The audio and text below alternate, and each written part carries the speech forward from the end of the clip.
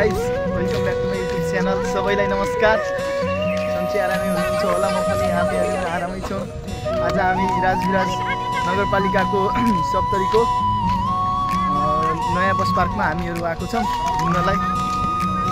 धेरै राम्रो छ, गरिबहरू पनि आएको छ। खै के बोले भाई? अब के बोले के छ थाहा अभी? और अभी तो रुको, क्लाइमैक्स अभी बाकी है।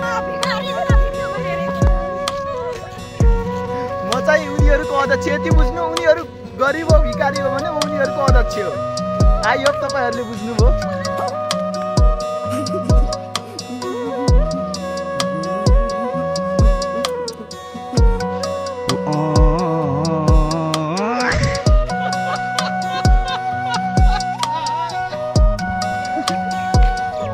राम्रो छ ठाउँ, जे भए पनि अब गाडीहरू आउन चाहिँ स्टार्ट भएको छैन।